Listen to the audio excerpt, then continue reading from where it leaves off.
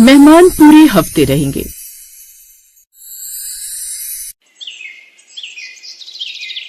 शालिनी अपने पति पीयूष के साथ रहा करती थी। पीयूष शालिनी का हर ख्याल रखता और उसे छोटी से छोटी खुशियां देता। शालिनी बहुत ज्यादा खुश थी। एक दिन पीयूष सुबह सुबह शालिनी को जगाते हुए कहता है, उठ जाओ शालिनी और मेरे लिए जल्दी से नाश्ता बना दो, मुझे ऑफिस के लिए निकलना भी है, बहुत लेट हो रहा है। पीयूष दूध लेकर चले जाओ ना, अब मैं अपनी नींद तोड़कर तुम्हारा नाश्ता बनाऊंगी, ये कहाँ से सही होगा। वैसे भी रात के 12 बजे गेम्स खेलते हुए नींद आई थी और अभी तुम मुझे 7 बजे उठा रहे हो। शालिनी तुम तो फिर भी 12 बजे सो गई थी, लेकिन मैं अपने ऑफिस का काम करके 2 बजे सोया था और फिर भी 7 बजे उठ गया। मुझे 8 बजे ऑफिस निकलना है, उठ जाओ ना। ऐसे दिन गुजर रहे थे और एक दिन जब शालिनी छत पर योग कर रही थी तभी एक कौवा आकर काव काव करने लगता है और शालिनी कहती है, क्या बात है, आज ये कौवा कुछ ज्यादा ही काव काव कर रहा है, लगता है इसे भूख या प्यास लगी है। तभी उसकी पड़ोसन विमला आती है और छत से शालिनी को जवाब देते हुए कहती है, अरे नहीं शालिनी बहन, जब भी कौवा काव काव करता है तो इसका मतलब ये होता है कि घर में मेहमान आने वाले हैं, तैयारी कर लो, तुम्हारे घर कोई बहुत बड़ा मेहमान आने वाला है। शालिनी ने ये बात सुनकर हंसते हुए जवाब दिया, भला मेरे घर में कौन आएगा, मैं तो अपने पति के साथ अकेली रहती हूँ और उनके तो मम्मी पापा भी नहीं है, फिर मैं बेकार में क्यों परेशान हूँ। शालिनी ये बोलकर अब नीचे आ जाती है, लेकिन जैसे ही पीयूष के ऑफिस से आने का समय होता है तो 1 घंटे के बाद भी पीयूष घर नहीं आता। शालिनी परेशान हो जाती है और अपने घर के हॉल में टहलते हुए खुद से कहती है, ये क्या हो गया इनको, वैसे तो कभी इतनी देर से नहीं आते, आज इन्होंने आने में बहुत ज्यादा देर कर दी, फोन भी नहीं उठा रहे। शालिनी ऐसे ही परेशान हो रही थी कि तभी पीयूष आता है और उसके साथ एक बुजुर्ग आदमी भी खड़ा हुआ था। शालिनी ये देखकर आश्चर्यचकित होते हुए पीयूष से कहती है, पीयूष ये कौन है जो तुम्हारे साथ आए हैं, इन्हें तो पहले कभी नहीं देखा, तुम्हारे बॉस है क्या? लेकिन अगर ये तुम्हारे बॉस है तो इन्होंने गाँव जैसे कपड़े क्यों पहने हैं? नहीं शालिनी, ये मेरे बॉस नहीं है, ये मेरे मामा जी हैं और आज ही गांव से आए। मुझे इनका कॉल आया था कि स्टेशन पर उतर गए तो मैं इन्हें लेने के लिए स्टेशन चला गया था, तभी आने में देरी हो गई। दरअसल बहू पीयूष के माता पिता तो है नहीं, बस मैं ही उसका रिश्तेदार बचा हूँ। शादी में भी मैं नहीं आ पाया था क्योंकि खेती का कुछ काम था, तो सोचा तुम लोगों से मिलने आ जाता हूँ। मैंने सोचा कि पहले तुम लोगों को बताऊंगा नहीं, फिर तुम लोगों को सुसाइड दूंगा। मामा जी वो सुसाइड नहीं सरप्राइज होता है, पर सरप्राइज का तो पता नहीं, लेकिन आपने मुझे शौक जरूर दे दिया है। शालिनी मन ही मन सोचती है, चलो शुक्र है एक मामा जी तो आए हैं, कुछ दिन रहकर चले जाएंगे, एक रिश्तेदार तो मैं संभाल ही सकती हूँ। वैसे भी शादी के 4 साल तक पीयूष का कोई रिश्तेदार कभी नहीं आया।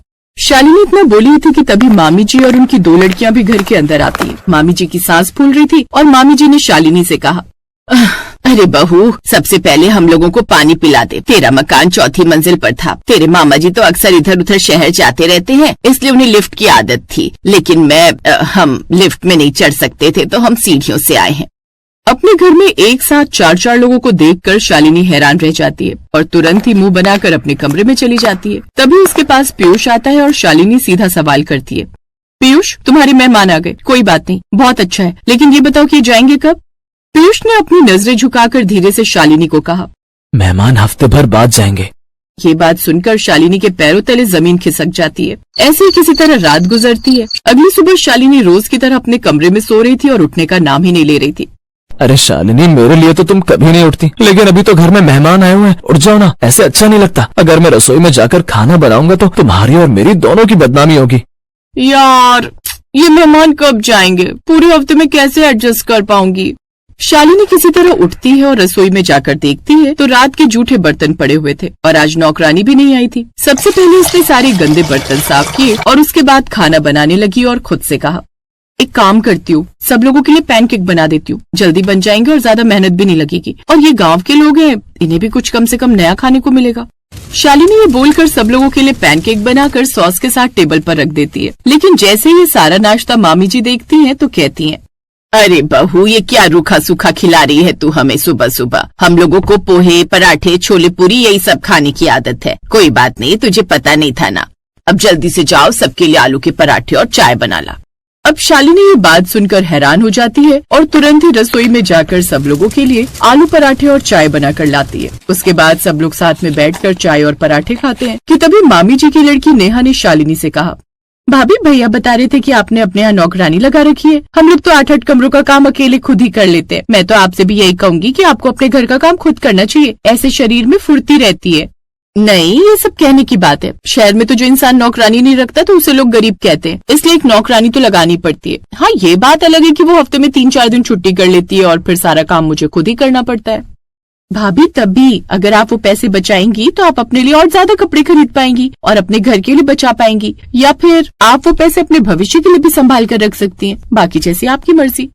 नेहा की बात शालिनी को बिल्कुल ठीक लगती है और वो अगले दिन से अपनी नखरे दिखाने वाली काम वाली को निकाल देती है। अब मामी जी की दोनों लड़कियां भी शालिनी के साथ घर का काम करवाया करती थी और शालिनी का भी उन लोगों के साथ मन लग जाता।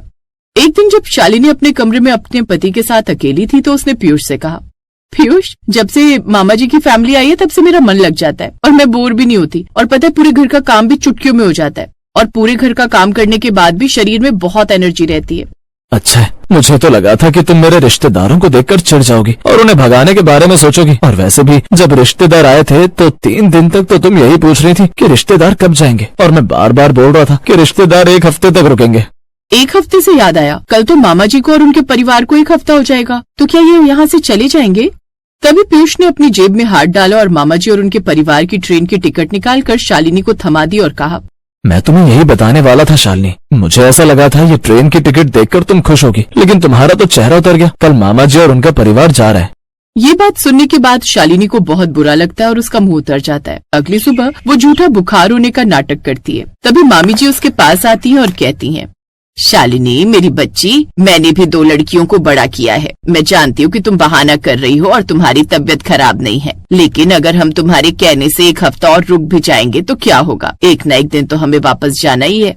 शालिनी ये बात सुनकर उठकर बैठ जाती है और कहती है, मुझे लगा था मामी जी कि आप लोग कभी नहीं जाएंगे। मैं बार बार सबसे यही पूछती थी कि मेहमान कब तक रुकेंगे और हर कोई कहता था कि मेहमान 1 हफ्ते रुकेंगे, लेकिन अब आप जा रहे हैं तो मुझे आप लोगों की कमी बहुत खल रही है। लेकिन शालिनी, हमें इस बात की खुशी है कि हमारे आने से तुम में बहुत सुधार हुआ है। अब तुम घर का काम बिना मुंह बनाए कर देती हो और अपने पति को भी अच्छा अच्छा नाश्ता बनाकर खिलाती हो। बस ऐसे ही रहना मेरी बच्ची, बिल्कुल मत बदलना। हम अगले साल फिर आएंगे। शालिनी हाँ में सिर हिलाती है और उसके बाद उठकर मामा जी और उनके पूरे परिवार को विदा करती है। उनका पूरा परिवार सुबह की ट्रेन से अपने गांव वापस चले जाते हैं। और जो शालिनी हमेशा ये कहा करती थी कि मेहमान कब जाएंगे, और उसका पति जवाब देता था कि 1 हफ्ते तक यहीं रुकेंगे, अब वो शालिनी ये पूछा करती है कि मेहमान कब आएंगे।